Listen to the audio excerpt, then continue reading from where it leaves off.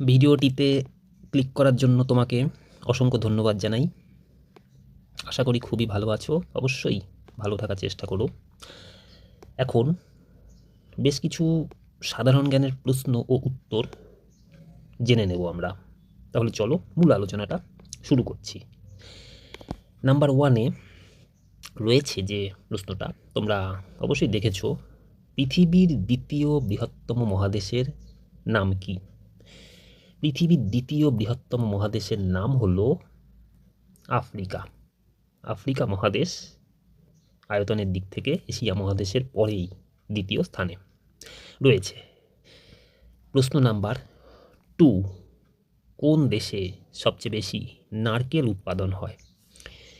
পৃথিবীর মধ্যে সবচেয়ে বেশি নারকেল উৎপাদন হয় ফিলিপিন্সে। প্রশ্ন নাম্বার 3, অলিম্পিক গেমসের 5টি রিংয়ের মধ্যে নীল রং কোন দেশের প্রতীক? নীল রং হলো ইউরোপ মহাদেশের প্রতীক। পরের প্রশ্ন নাম্বার 4, ডুরান্ট লাইন কোন দুই দেশের সীমানা নির্দেশ করে? ডুরান্ট লাইন যে দুটি দেশের মাঝে রয়েছে, দুটি দেশের নাম হলো ভারত ও আফগানিস্তান। ভারত ও আফগানিস্তানের মাঝেই ডুরান্ট লাইন অবস্থিত। চলো আরও সাধারণ জ্ঞানের প্রশ্ন সেই সাথে উত্তরগুলো জেনে রাখি। কোন দেশ সাদা হাতির দেশ নামে পরিচিত? অবশ্যই জানো, তবু আরেকবার মিলিয়ে নাও। যে দেশটি সাদা হাতির দেশ নামে পরিচিত সেটি হলো থাইল্যান্ড। এখানে কিন্তু সাদা হাতি দেখা যায়। প্রশ্ন নাম্বার 6, উত্তর ও দক্ষিণ আমেরিকার মাঝে কোন খাল অবস্থিত? দুটি মহাদেশ উত্তর আমেরিকা এবং দক্ষিণ আমেরিকা, এদের মাঝখানে যে খালটা আছে ভূগোল বইতে আমরা পড়েছি পানামা খাল। প্রশ্ন নাম্বার 7, পৃথিবীর উচ্চতম জলপ্রপাতের নাম কি? পৃথিবীর উচ্চতম জলপ্রপাত বা সর্বোচ্চ জলপ্রপাতটির নাম অ্যাঞ্জেল জলপ্রপাত। ভেনেজুয়েলায় অ্যাঞ্জেল জলপ্রপাত রয়েছে। প্রশ্ন নাম্বার 8, কোন শহর ভাসমান শহর নামে পরিচিত? ভেসে থাকা শহর, উদাহরণ এই নাম হলো ভেনিস। সঠিক উত্তর ভেনিস। ভেনিস শহরটিকে ভাসমান শহর বলা হয়। নাম্বার 9, আমেরিকার কোন শহর গার্ডেন শহর নামে পরিচিত? সেই শহরটি হলো শিকাগো শহর। শিকাগো শহরকে গার্ডেন শহর বলা হয়। প্রশ্ন number 10, K man of iron and blood নামে পরিচিত? Man of iron and blood নামে পরিচিত হলেন বিসমার্ক। প্রশ্ন নাম্বার 11, কোন দেশ খনিজ তেল সঞ্চয়ের জন্য বিশ্বে দ্বিতীয় স্থান অধিকার করেছে? খনিজ তেল সঞ্চয়কারী বিশ্বে দ্বিতীয় স্থানাধিকারী মধ্যপ্রাচ্যের সেই দেশটির নাম ইরাক।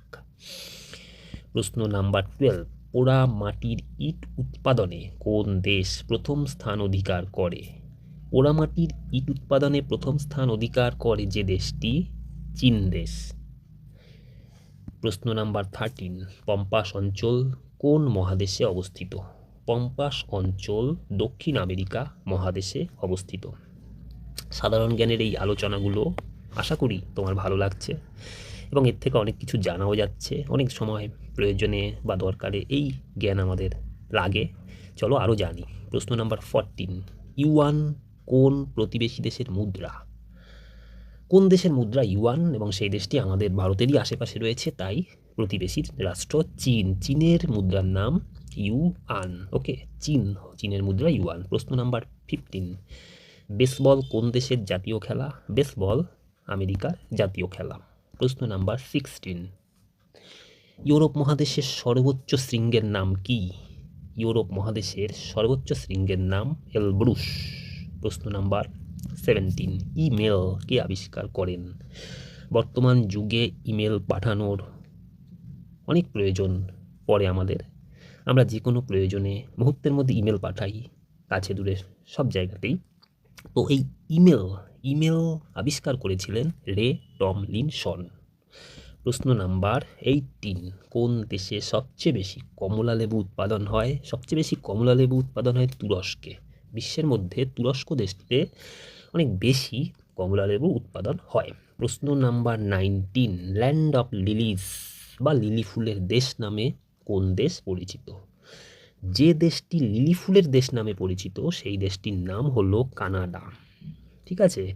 প্রশ্ন নাম্বার 20, বিশ্বের রুটির ঝুড়ি কাকে বলা হয়? যে জায়গাটিকে বিশ্বের রুটির ঝুড়ি বলে তার নাম হলো প্রাইরিস। আমেরিকার প্রাইরিসকেই বিশ্বের রুটির ঝুড়ি বলা হয়। আজকের 20টি সাধারণ জ্ঞানের প্রশ্ন, সেই সাথে সঠিক উত্তরের এই আলোচনাটা কেমন লাগলো জানিও। ভালো লাগলে লাইক করো, অন্যকেও এই ভিডিওটি শেয়ার করো, তাহলে সেও সাধারণ জ্ঞানের এই প্রশ্নের উত্তরগুলো জানতে পারবে। আর এই ধরনের সাধারণ জ্ঞান আরও বেশি বেশি জানার জন্য এই চ্যানেলটি কিন্তু মাত্র 1 সেকেন্ডের বিনিময়ে সাবস্ক্রাইব করে নিও। হ্যাঁ, আর যদি সাধারণ জ্ঞান বা এই ধরনের জেনারেল নলেজের কোনো বই সরাসরি অনলাইন থেকে কিনতে চাও তাহলে কিন্তু কিনতে পারো।